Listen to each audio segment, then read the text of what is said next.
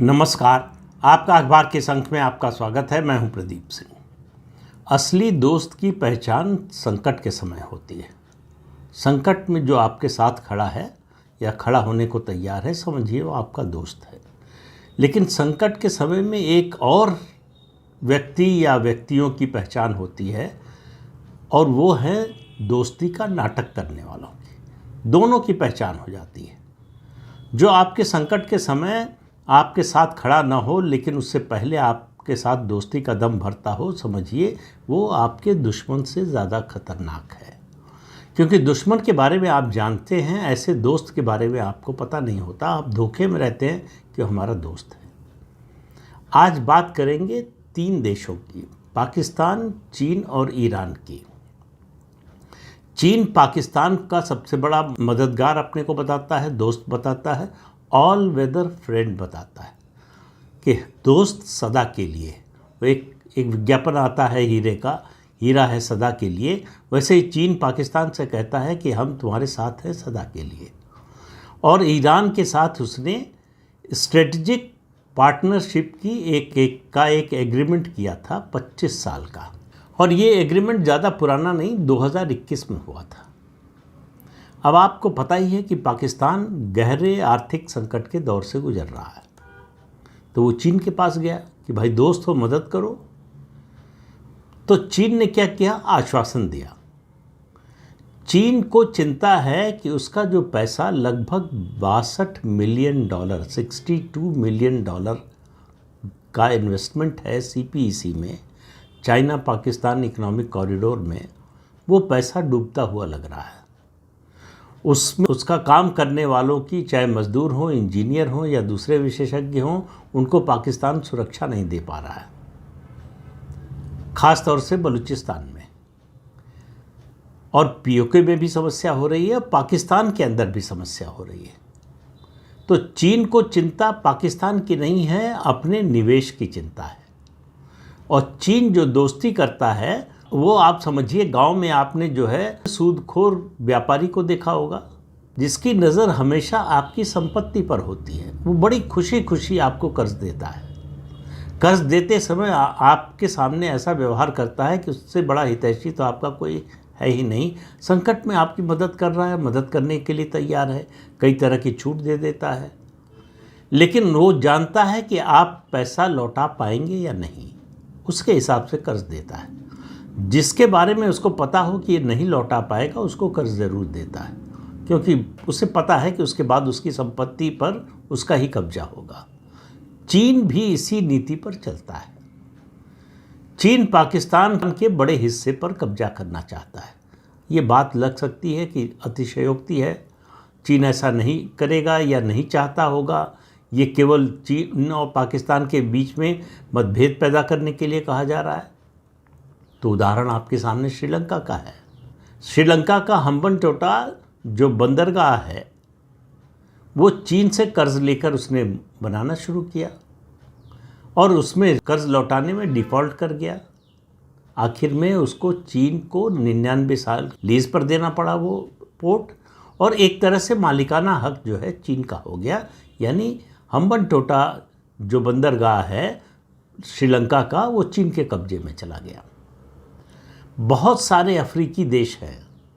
अब ये देश चेतावनी देने लगे हैं दुनिया भर को कि कुछ भी करना, चीन से कर्ज मत लेना। चीन कर्ज की आड़ में दोस्ती करता है और दोस्ती की आड़ में आपको धोखा देता है। और उसके कर्ज की शर्तें ऐसी होती हैं जो आप पूरी नहीं कर सकते। जब आपको कर्ज लेना होता है तो आपको लगता है कि कुछ भी होगा, हम कर लेंगे और ऐसा हो जाएगा। हम्बनटोटा बंदरगाह के बारे में भी यही हुआ। जितने ट्रैफिक की या जितनी आमदनी की उम्मीद थी ट्रैफिक से, उतनी हुई नहीं, तो वो पोर्ट वायबल नहीं हो पाया, इसलिए श्रीलंका वो पैसा लौटा नहीं पाया। तो श्रीलंका का ये हाल हुआ।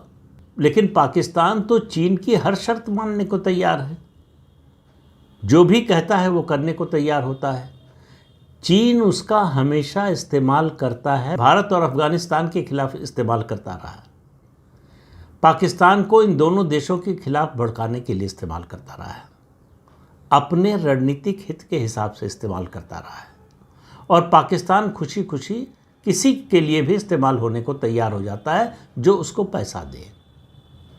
तो चीन को उम्मीद थी कि अब उसे पैसे की ज़रूरत है, इस समय सबसे ज़्यादा संकट है, आर्थिक संकट उसके सामने, चीन उसकी मदद करेगा। चीन ने उसकी कोई मदद नहीं की।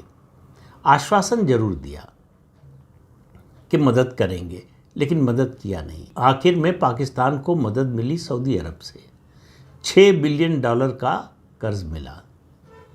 उसके अलावा उसको जाना पड़ा IMF के पास बेल आउट पैकेज के लिए, जिसमें उसकी मदद की अमेरिका ने।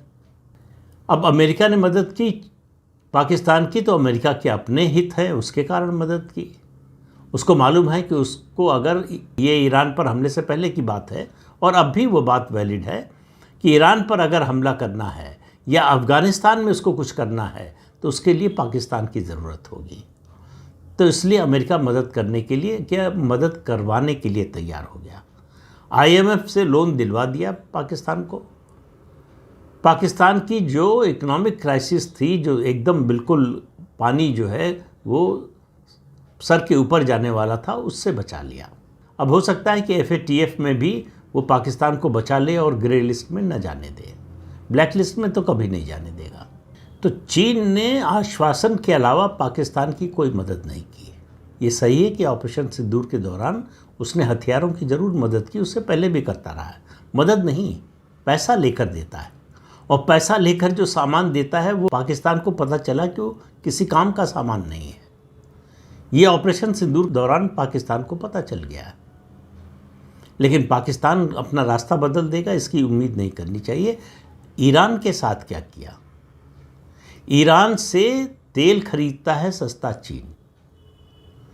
ईरान पर हमला किया इजराइल ने, और उसके बाद उस हमले में शामिल हो गया अमेरिका।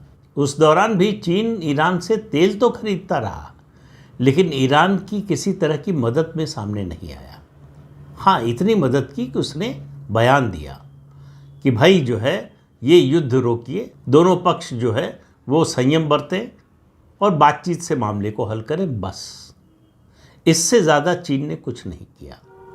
चीन चाहता तो अमेरिका को रोकने के लिए कुछ कदम उठा सकता था, कोई धमकी दे सकता था, या विश्व जनमत बनाने में अमेरिका के खिलाफ, अमेरिका और इजराइल के इस हमले के खिलाफ कोशिश कर सकता था। लेकिन चीन ने ऐसा कुछ नहीं किया, इसके बावजूद कि उसकी स्ट्रेटेजिक पार्टनरशिप का एग्रीमेंट है उसका ईरान के साथ 25 साल का। अब इससे तुलना कीजिए भारत और रूस की। भारत और रूस में भी मैत्री संधि है। जब 1971 में हम संकट में थे, जब पाकिस्तान से युद्ध चल रहा था, उस समय हमारा सबसे बड़ा मददगार बनकर रूस आया था। इसको कहते हैं ऑल वेदर फ्रेंड। जब रूस और यूक्रेन का युद्ध चल रहा है, उस समय भारत ने रूस की मदद की, रूस ने भारत की मदद की। वो इस तरह से कि रूस ने ऑफर किया भारत को कि हम आपको सस्ता कच्चा तेल देंगे। भारत ने कहा हम खरीदेंगे। अमेरिका ने एतराज़ किया, मना किया कि हमने सैंक्शन लगाया हुआ है। यूरोप ने एतराज़ किया, भारत ने कहा कुछ नहीं, हमको सस्ते तेल की ज़रूरत है, हमारी इकॉनमी निर्भर है ऑयल इंपोर्ट पर। हम लगभग अपनी ज़रूरत का 90% क्रूड ऑयल इंपोर्ट करते हैं, और अगर हम इंपोर्ट करना बंद कर देंगे तो हमारी अर्थव्यवस्था की हालत ख़राब हो जाएगी, महंगाई बढ़ जाएगी। तो इसलिए हम तो इंपोर्ट करेंगे। तो भारत ने कच्चा तेल यानी क्रूड ऑयल इंपोर्ट किया रूस से सस्ते दाम पर, और उससे अपना जो है ऑयल रिज़र्व तैयार किया, और भारतीय कंपनियों ने उस तेल को रिफ़ाइन करके यूरोप को बेचा। भारत की कंपनियों को भी फ़ायदा हुआ, उसका टैक्स भारत सरकार को भी मिला, और यूरोप की भी एक तरह से कहिए तो जान बचा ली। अगर यूरोप को वो तेल नहीं मिलता, भारतीय कंपनियां रिफ़ाइन करके न देती और उससे पहले भारत न खरीदता, तो यूरोप में महंगाई का हाहाकार मच गया होता।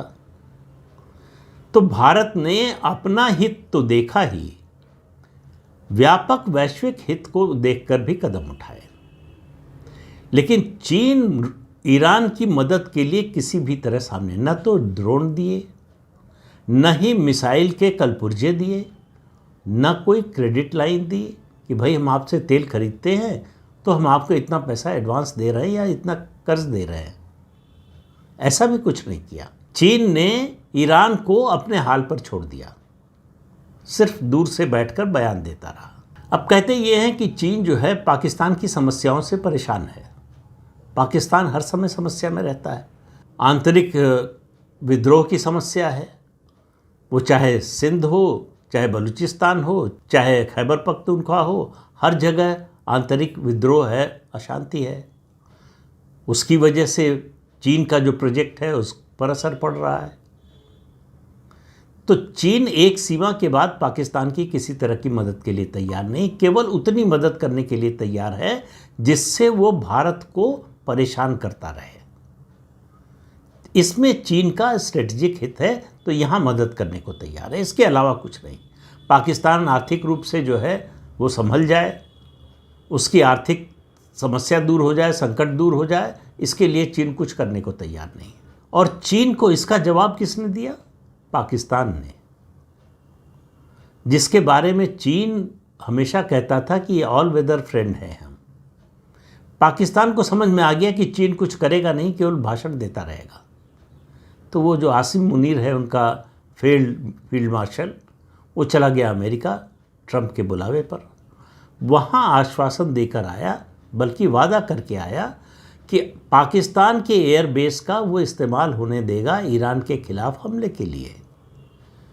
तो उसने दो लोगों को एक साथ धोखा दिया। एक जो इस्लाम में उम्मा का कॉन्सेप्ट है कि जितने इस्लामिक देश हैं सब एक हैं, उनकी एकता, उस एकता को और उस एकता के सिद्धांत को धोखा दिया पाकिस्तान ने। और इसके अलावा ईरान को धोखा दिया, जिससे दोस्ती का दम भरता था, जो इस्लामिक देश है, उसके खिलाफ हमले के लिए अपने एयरबेस का इस्तेमाल होने दिया। अमेरिका ने इस्तेमाल किया। अब जाहिर है कि ये बातें स्पष्ट तो नहीं है, लेकिन ये पक्की बात है कि इसके बदले में अमेरिका ने पाकिस्तान को कुछ तो दिया ही होगा। जो मदद कर रहा है, जो बाहरी तौर पर दिख रहा है, उस सब के अलावा पाकिस्तान को मदद के नाम पर दो ही चीज़ें चाहिए होती हैं, एक डॉलर और दूसरा हथियार। ये दोनों चीज़ें जो दे वो उसका दोस्त है। हालांकि इस बीच में मदद करते करते सऊदी अरब भी तंग आ गया था, बीच में कई बार मना कर दिया पाकिस्तान को। लेकिन सऊदी अरब फिर जो है केवल इस्लाम के नाम पर, कि पाकिस्तान एक इस्लामी देश है, उसको नष्ट नहीं होना चाहिए, टूटना नहीं चाहिए, इस नाम पर मदद कर दी। तो सऊदी अरब पाकिस्तान को दरअसल भीख देता है, और पाकिस्तान भीख का कटोरा लेकर सऊदी अरब पहुंचता रहता है। उसके नेता भी, यहाँ तक कि पूर्व प्रधानमंत्री भी, जो अपने देश में राजनीतिक संकट झेलते हैं, वो जाकर शरण लेते हैं सऊदी अरब में। तो वो चाहे नवाज शरीफ हों और चाहे मुशर्रफ हों, सब ने यही किया। तो चीन किसी का दोस्त नहीं है, ये बात बहुत से देशों को ईरान और इजराइल और ईरान और अमेरिका के युद्ध से समझ में आ गई। ये समझ में आ गया कि चीन मुसीबत के वक्त आपके साथ खड़ा होने वाला नहीं है, वो सिर्फ अपना फ़ायदा देखता है। सभी देश अपना फ़ायदा देखते हैं, लेकिन संकट में दोस्तों की मदद भी करते हैं। चीन के अंदर इस तरह का कोई भावनात्मक लगाव नहीं है। वो बिल्कुल जो है सिर्फ और सिर्फ अपना हित देखता है, और ये देखता है कि उसके ऊपर कोई आँच ना आने पाए, वो संकट में न फंसने पाए, वो सबका दोस्त बना रहे, सबके लिए अच्छा बना रहे। इसके लिए अगर दोस्त की कुर्बानी देनी पड़े तो उसके लिए भी तैयार रहता है, और वो उसने करके दिखा दिया। ऑपरेशन सिंदूर के दौरान भी उसने पाकिस्तान की ऐसी कोई बड़ी मदद नहीं की, कम से कम आर्थिक रूप से ही करता। और पाकिस्तान के साथ वो पहली बार ऐसा नहीं कर रहा है। 2018 में इमरान खान जब प्रधानमंत्री थे पाकिस्तान के, तो चीन गए थे आर्थिक मदद के लिए, लेकिन चीन ने ठेंगा दिखा दिया, आश्वासन खूब दिए, दोस्त हैं, हमेशा दोस्त रहेंगे, वही ऑल वेदर फ्रेंड और तमाम तरह की बातें, लेकिन पैसा एक भी नहीं दिया। तो चीन की जो है कलई लगातार खुल रही है। संकट के समय उसके दोस्त आजमा कर देख रहे हैं कि वो हमारे काम नहीं आता, और जिन देशों ने उससे हथियार खरीदे हैं उनको ऑपरेशन सिंदूर के जरिए भारत ने और भारत की फ़ौजों ने बता दिया कि ये चीन के जो हथियार हैं वो आपके किसी काम नहीं आएंगे युद्ध के समय, आपके संकट के समय। जो एयर डिफेंस सिस्टम पूरा पाकिस्तान का था, आपको मालूम ही है कि वो सब चीन का दिया हुआ था, कोई काम नहीं आया। 12 में से 11 उसके एयरबेस जो है भारत ने नष्ट कर दिए। बचाना तो दूर, उसका एयर डिफेंस सिस्टम भारत के अटैक को पहचान भी नहीं पाया, जान भी नहीं पाया। रोकने की बात तो बहुत दूर। लेकिन इसका ये मतलब नहीं है कि ये देश जो चीन के दोस्त बने हुए हैं, ये जो है उससे संबंध तोड़ लेंगे।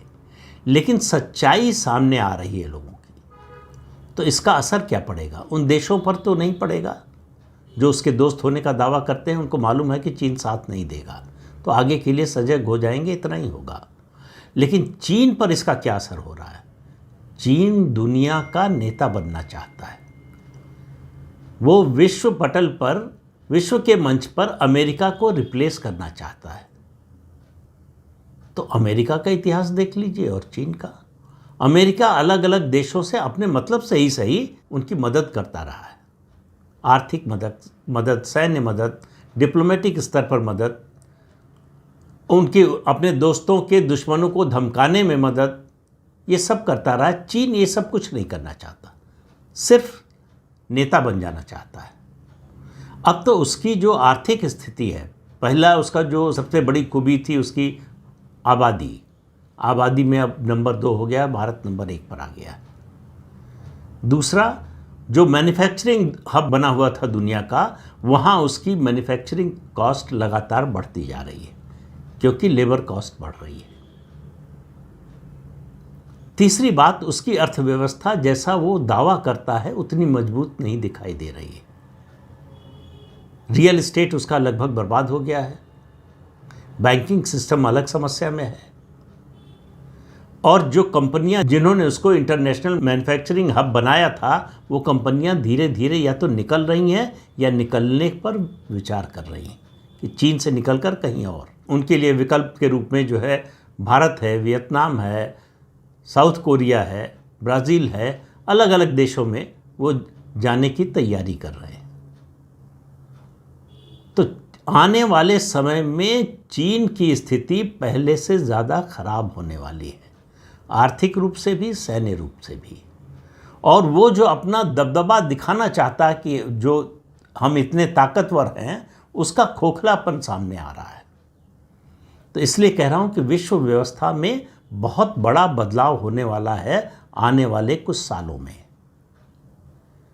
थोड़े से धैर्य की ज़रूरत है। आपको दिखाई देगा कि ये बदलाव किस तरह का आ रहा है, कौन और ताकतवर होकर उभरता है और कौन ऐसा है जो ताकतवर दिख रहा है और कमज़ोर के रूप में दिखाई देता है।